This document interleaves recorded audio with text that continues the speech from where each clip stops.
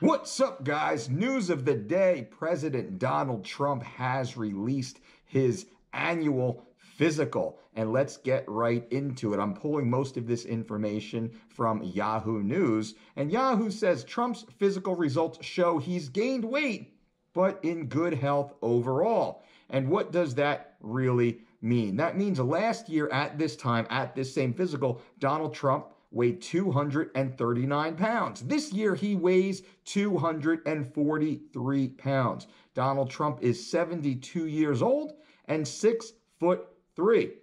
The first thing and the most important thing that I see from this is that means Donald Trump is considered obese. And how do I come up with that? How do I say that? Well, it's very simple. There are obesity calculators. And you can see right here that this calculator shows at 6'3" and 243 pounds, President Donald Trump has a 30.4 BMI, body mass index.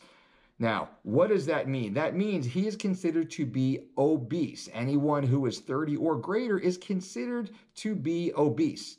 Now, is that something that's distinctive?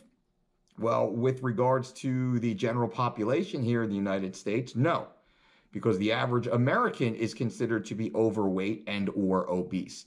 Trump does not fall outside of the abnormal range with regards to this. Now, something that is supportive that shows his overall health, and it should be noted that the doctors who conducted this test or these series of tests said he is in good health overall. And this article concludes saying there were no findings of significance or changes to report on his physical exam, including eyes, nose, ears, throat, mouth, teeth, gums, heart, lung, skin, gastrointestinal, and neurological systems. Which means Trump is considered a clean bill of health. He's rather healthy, actually, and we can see that in this next number. The president's total cholesterol was measured at 196. With an HDL of 58 and an LDL of 122, all lower than last year. That is also notable because we can see that Trump is falling within the healthy or desirable ranges. His total cholesterol is less than 200. His HDL is over 40, and his LDL is slightly elevated.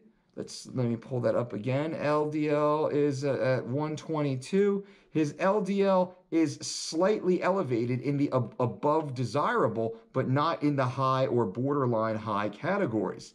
That's not bad considering a man of 72 years old with his level of stress, his schedule, and also what appears to be a rather terrible diet. Donald Trump's diet is certainly not DOLCE approved. But all in all, his lipid panel does not look bad. His lipid panel is probably better than many people listening to this. Now, certainly also that should be noted is the president has disclosed that he does take a statin drug called rosuvastatin, which he takes, I'll read this for you. An increased dose of rosuvastatin to 40 milligrams daily, the maximum dose, and up from 10 milligrams a dose previously. The commonly prescribed drug, sometimes known as Crestor, is used to lower a patient's cholesterol. So what this does mean, and I'm assuming here, I don't know, I haven't seen his past results, but I'm assuming that Trump had some sort of cholesterol issue in the past, and his doctors chose to put him onto this statin medicine. This is very common. We see this all the time, and in my opinion, these statins are often overprescribed in that the patient, under the doctor's care, do not create lifestyle habits to help reduce, or I should say improve cholesterol. We want a high HDL, we want a relatively low LDL, and we want a relatively low total cholesterol. This is very much lifestyle managed. Many people with out of control lifestyles, they typically just take the pill. we can have a whole nother conversation. I'm going to get a cardiologist on soon, and we're going to talk about the pros and cons of taking these type of drugs, because there's a negative side to these type of drugs. But there also is the benefit in the control of cholesterol. But all in all, looking at the numbers, you got to say Trump is pretty healthy here. And now let's look at his blood pressure. He has a blood pressure that is 118/80. Well, what does that mean? At 118 beats, his systolic is 118, which is below the cap of 120, which means completely normal. And over 80, which is the bottom number on the diastolic side, which means, again, he's the lowest possible category of being completely normal. That's positive. That's good news. That's what you want to hear when you go to the doctor. 118/80, blood pressure sounds great. Heart rate of 70 beats per minute for a 72-year-old man. Hey, that's not bad. Walking around, going to the doctor and whatnot, that's not bad. His cholesterol, his lipid panel looks really good. The thing of concern right now is the BMI, the 30.4. And we know, a la McDonald's and all these other things that the president is so prone to talking about, that he does not have an ideal or an optimal diet. That's something he does need to change. He should dramatically change. And he has the ability to change, having professional chefs and access to any food he wants, quite literally, inside of the White House, and being the leader of the free world. I would personally love to see President Donald Trump over the next 12 months. I would like to see him aggressively, while also being conservative in the total weight loss of, I would put 20 pounds. I would assume he could easily lose 2 pounds per month. Easily 2 pounds per month, but let's give it 20 pounds. I would love to see this time next year, President Donald Trump, or someone in his criteria of 72 years old, 6'3", 243 pounds. I would love to see that individual come down into the low 240s. I would then love to see the next year them drop another 20 pounds, getting down to an ideal body mass of somewhere right around 200 pounds or so. That would be ideal. Now, mind you, the average American male is 5'9", 196 pounds. So 5'9", 196. Let's see. Can I actually calculate that? 5'9", 196. I'll do that with you guys on the, I'm talking to you guys right now. 5'9", 196. That puts a BMI of 28.9, which is a severely overweight. Remember, 30.00 is obese. 28.9 is not far from that, and that's at 5'9". So if we get Trump down to 200 pounds, what will that be? Wow, that will be down to 25, which would then put him just on the cusp of being at a normal weight. A tick below 200 pounds would be ideal.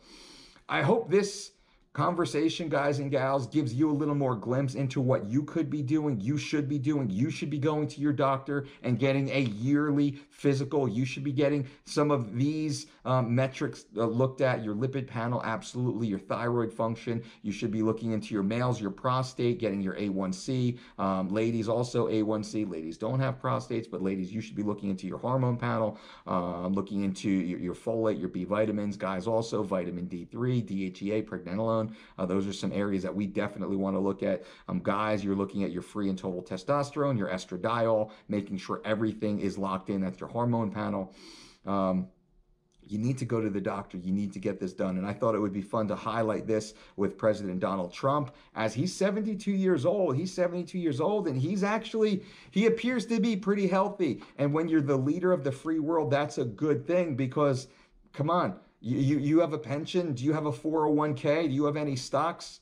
You want the president to be healthy. You want this annual report to come back good. You want to see that the prognosis, this is a very healthy person. A sick president leads to a plunging and plummeting economy, global chaos. So this is what we want to see. That being said, I would love to see the president lose 20, 30 pounds over the next 12 months, come back and just be even healthier. Therefore, all of our 401ks and 529s and IRAs can be well protected in moving forward.